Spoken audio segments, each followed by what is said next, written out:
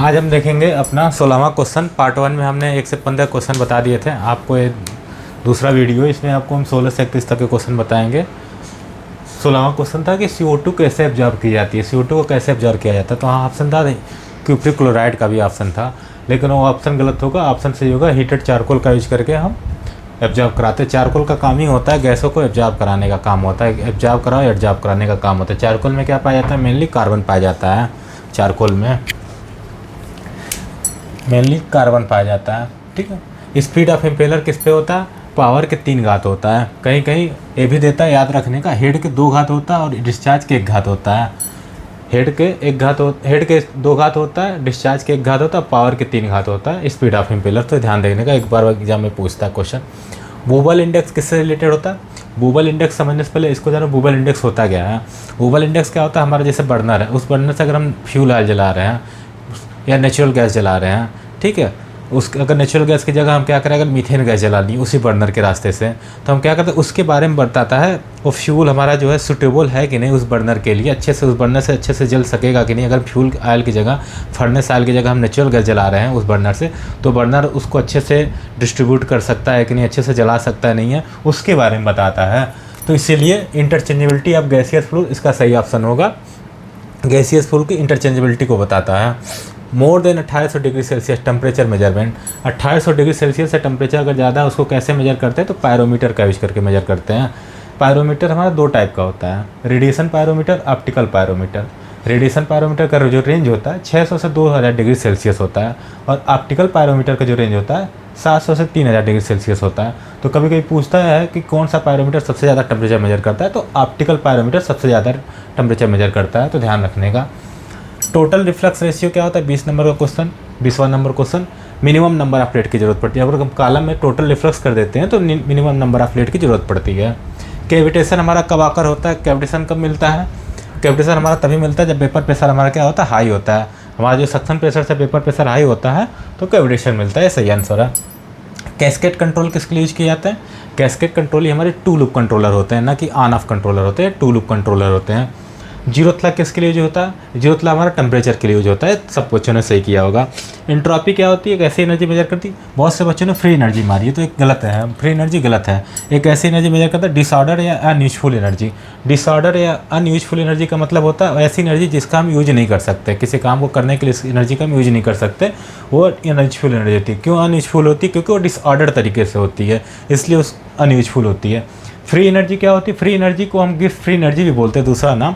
क्या होती है फ्री एनर्जी? वह एनर्जी जिसका हम यूज किसी काम को करने में कर सकते हैं, उस एनर्जी का यूज हम जो काम करने में कर सकते हैं, जिस एनर्जी का यूज हम काम करने में कर सकते हैं उसको हम फ्री एनर्जी बोलते हैं, गिफ्ट फ्री एनर्जी बोलते हैं। इससे भी क्वेश्चन पूछता है, IOC के एग्जाम में पूछा था इस बार के एग्जाम में, गिफ्ट फ्री एनर्जी का फार्मूला। तो डेल्टा जी से गिफ्ट फ्री एनर्जी को डिनोट करते होता है delta H minus T delta S। H जो होता है एंथैल्पी के बारे में बताता है, S जो होता है एंट्रोपी के बारे में बताता है, और T जो होता है टेम्परेचर बताता है, लेकिन किस में? केल्विन में बताता है। एट कांस्टेंट टेम्परेचर और प्रेशर पर अगर किसी सिस्टम को पास जो एनर्जी है, अगर उसका यूज हम यूजफुल वर्क करने में कर सकते हैं तो उसको गिफ्ट फ्री एनर्जी बोलते हैं। ऐसे ही होता है हेल्महोल्ट्ज़ एनर्जी, उसको हम डेल्टा एस से दिखाते हैं, डेल्टा एस। हाँ, हेल्महोल्ट्ज़ एनर्जी वो क्या होता है? वह एनर्जी जो होती है उसमें क्या होता है, बस टेम्परेचर और प्रेशर की जगह हो जाता है टेम्परेचर और वॉल्यूम। कांस्टेंट टेम्परेचर प्रेशर पर अगर किसी सिस्टम के पास एनर्जी है जिसका हम यूजफुल वर्क करने के लिए कर सकते हैं उसको हेल्महोल्ट्ज़ एनर्जी बोलते हैं। हेल्महोल्ट्ज़ एनर्जी, अंतर यही होता है। इसमें कांस्टेंट टेम्परेचर और प्रेशर होता है गिफ्ट एनर्जी में, इसमें कांस्टेंट टेम्परेचर वॉल्यूम होता है। दोनों एनर्जी क्या होती है? यूजफुल एनर्जी होती है, जिसको हम फ्री एनर्जी भी बोल सकते हैं। एंट्रोपी के पास अनयूजफुल एनर्जी होती है या डिसऑर्डर एनर्जी होती है। एल्काइलेशन प्रोसेस में क्या होता है? ओल्फिन हमारा क्या होता है? कंबाइन होता है। ओल्फिन हमारा कंबाइन होता है किससे? आइसोपैराफिन के साथ कंबाइन होता है ओल्फिन, उसको हम एल्काइलेशन बोलते हैं। सॉल्वेंट कौन सा यूज करते हैं डीएस्फाल्टिंग के लिए? परफ्यूरल का यूज करते हैं।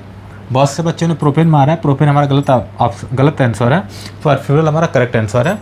ऑक्टेन नंबर मैक्सिमम किस में होता है? ऑक्टेन नंबर एरोमेटिक में सबसे ज़्यादा होता है, अब पैराफिन में क्या होता है? सबसे कम होता है। ध्यान रखने का।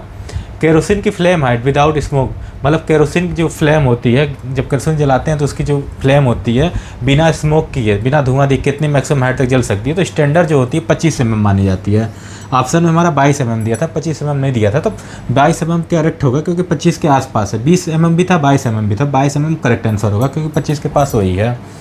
फ्लैश पॉइंट क्या बताता है? सेफ्टी पर्पज़ के लिए यूज किया जाता है।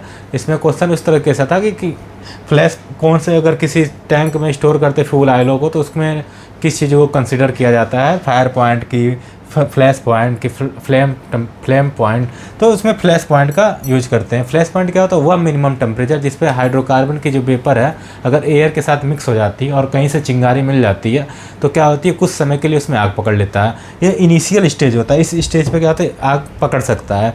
और अगर इसको टेक्निकल भाषा में कैसे बोलते हैं, वह मिनिमम टेम्परेचर जिस पर हाइड्रोकार्बन की एयर के साथ मिक्स होकर अगर कहीं से इग्नाइट हो जाती है तो कम से कम 5 सेकंड तक नहीं जलती, लेकिन 5 सेकंड से कम समय के लिए जलती है। अगर 5 सेकंड से कम समय के लिए आग पकड़े तो उसको फ्लैश बोलते हैं। अगर 5 सेकंड के बराबर या उससे ज़्यादा अगर आग जलती रहती है कंटिन्यू तो उसको फायर पॉइंट बोलते हैं। तो इसलिए इनिशियल स्टेज जो होती है फायर पकड़ने की वो फ्लैश पॉइंट होती है, इसीलिए इसको हम सेफ्टी पर्पज़ के लिए कंसिडर करते हैं क्योंकि इस स्टेज पर हमारी आग स्टार्ट कर लेती है पकड़ना। फ्लैश पॉइंट जो होता है हमेशा वो कम होता है, किससे? फायर पॉइंट से। याद रखने का, फायर पॉइंट से कम होता है।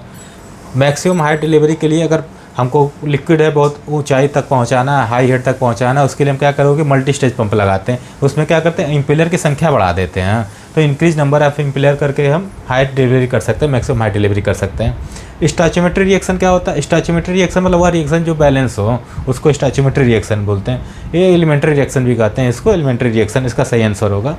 ई मिथेनॉल मैन्युफैक्चर किससे करते हैं? ई मिथेनॉल को इलेक्ट्रोमेथेनॉल भी बोलते हैं, दूसरा इसको हम ग्रीन मेथेनॉल भी बोलते हैं,